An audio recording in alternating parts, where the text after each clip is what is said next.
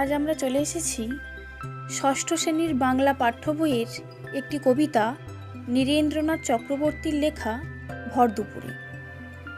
কবিতাটি নিয়ে বিস্তারিত আলোচনার পূর্বে আমরা কবি সম্পর্কে কিছু কথা জেনে নেব।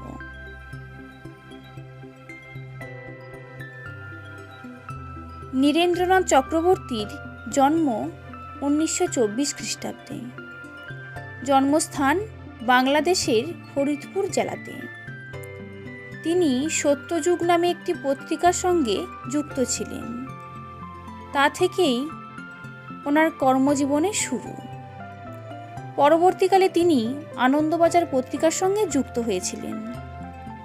বহুদিন তিনি আনন্দমেলা সম্পাদনার দায়িত্ব পালন করেছেন। বাংলা কবিতার জগতে নীরেন্দ্রনাথ চক্রবর্তী হলেন অত্যন্ত জনপ্রিয় একটি নাম। তার বিখ্যাত কাব্যগ্রন্থগুলি হল নীল নির্জন, অন্ধকার বারান্দা, কলকাতার যিশু ইত্যাদি। উলঙ্গ রাজা কাব্যগ্রন্থের জন্য তিনি সাহিত্য একাডেমি পুরস্কার পেয়েছেন।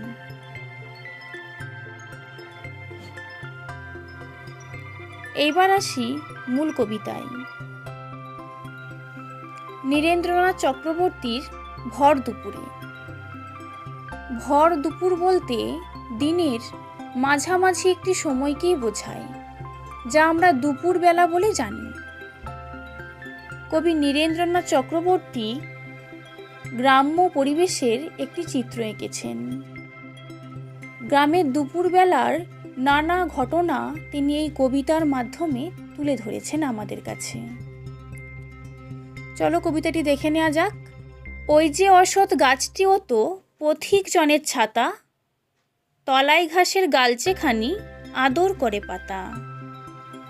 তাহলে প্রথমেই কবি বলেছেন ওই যে অসৎ গাছটি। অসৎ গাছ হলো এখানে অশ্বত্থ গাছ। অশ্বত্থ গাছকে কবিতায় পথিক জন, পথিক অর্থাৎ পথ দিয়ে হেঁটে যাওয়া মানুষজন, রাস্তা দিয়ে যারা চলাফেরা করে তারা প্রত্যেকেই পথিক। সেই পথিক জনের কাছে ছাতার মতো হচ্ছে ওই অশ্বত্থ গাছগুলি। কারণ পথিকরা বহু দূর পথ হেঁটে যখন ক্লান্ত হয়ে পড়ে, তখন একটু বিশ্রামের আশায় ওই অশ্বত্থ গাছের ছায়ার তলাতেই বসে বিশ্রাম নেয়। কিছুক্ষণ জিরিয়ে নিয়ে আবার পুনরায় পথ চলতে পারে। তাই অশ্বত্থ গাছকে পথিকজনের ছাতা বলা হয়েছে। তারপর বলেছেন তলায় ঘাসের গালচেখানি। গালচে কথাটি গালিচা থেকে এসেছে। গালিচা মানে হলো কার্পেট। তাহলে গাছের তলাটি এত সুন্দর নরম সবুজ ঘাসে ভরপুর, দেখে মনে হবে যেন ঘাসের সবুজ কার্পেট অশ্বত্থ গাছের তলায় বুঝি কেউ পেতে দিয়ে গিয়েছে খুব যত্ন করে। চড়ছে দূরে গরু বাছুর, গাছের তলায় শুয়ে দেখছে রাখাল মেঘগুলো যায় আকাশটাকে ছুঁয়ে। প্রথমেই বলেছি কবি কবিতায় অলস দুপুরের একটি চিত্র এঁকেছেন। তাহলে দুপুরবেলা চারিদিক যখন নির্জন, তখন রাখাল, গরু মোষ চড়ানোই যার কাজ, সেই রাখাল কি করছে না গরু বাছুর নিয়ে চড়াতে বেরিয়েছে। তখন দুপুরের অলসতায় রাখালেরও একটু বিশ্রাম নিতে মন চাইছে। তখন সে একটি গাছের তলায় শুয়ে পড়েছে। শুয়ে আকাশের দিকে তাকিয়ে মেঘগুলো কিভাবে কত সুন্দর করে আকাশের গা ছুঁয়ে যেন ভেসে বেড়াচ্ছে, সেই দিকেই তাকিয়ে আছে। তারপর দেখো, খোলের মধ্যে বোঝাই করে শুকনো খড়ের আঁটি, নদীর ধারে বাঁধা কাদের ওই বড় নৌকাটি। তাহলে খোল অর্থাৎ নৌকার খোলের মধ্যে বলা হয়েছে। তোমরা যারা নৌকা দেখেছো দেখে থাকবে, নৌকার মাঝখানে যেখানে বসা হয় সেখানে অনেক ফাঁক থাকে খোলে, অনেক জিনিসপত্র রাখা যায় বা মাঝিরা রাখেন। সেই খোলের মধ্যে শুকনো খড় অর্থাৎ ধান গাছের ধান ঝাড়িয়ে নেওয়ার পর যে কাণ্ডটা রয়ে যায় শুকনো, সেই খড় আটি বাঁধা অবস্থায় রাখা রয়েছে ওখানে। কোথায় না সেই নৌকাটিতে। নৌকাটি কোথায় রয়েছে না নদীর ধারে। নদীর ধারে কোথাও বাঁধা রয়েছে, কারণ দুপুরবেলা সবাই একটু বিশ্রাম নিতে চায়। তাই নৌকার যে মাঝি, সে নৌকাটি বেঁধে রেখে খড়ের আটি বোঝাই করে চলে গিয়েছে বিশ্রাম নিতে। নৌকাটি খুব ছোট নয়, বলেছে নৌকাটি বড়, ওই বড় নৌকাটি।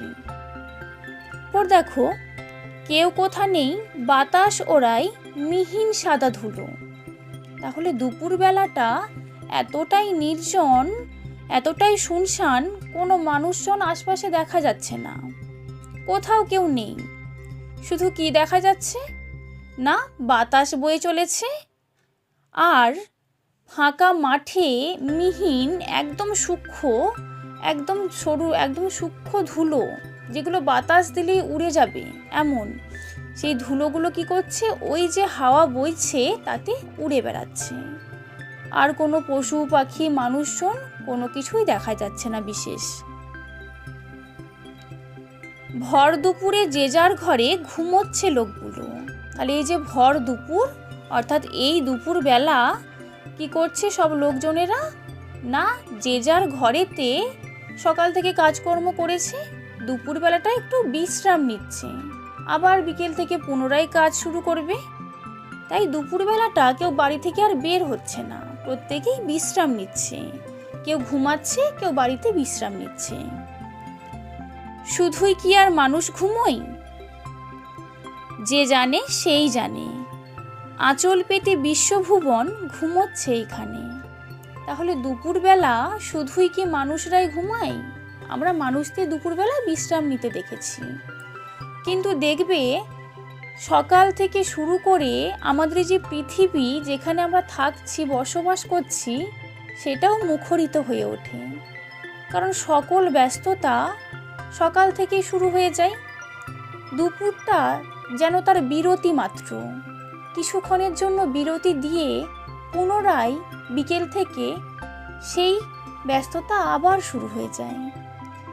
তাই দেখে মনে হচ্ছে যেন আমাদের এই বিশ্বভুবন পৃথিবী সবাইয়ের নিস্তব্ধতার সুযোগে সেও যেন একটু বিশ্রাম নিচ্ছে, ঘুমাচ্ছে। আমাদের এই সবুজ শ্যামলতায় ভরা পৃথিবী, সেও যেন এই নিস্তব্ধ ভর দুপুরে বিশ্রাম নিচ্ছে। পরের দিন আমাদের পাঠ্য এই ভর দুপুরে কবিতার হাতে কলমে প্রশ্নোত্তর নিয়ে আলোচনা করা হবে। আজ তাহলে এই পর্যন্তই। ধন্যবাদ সবাইকে।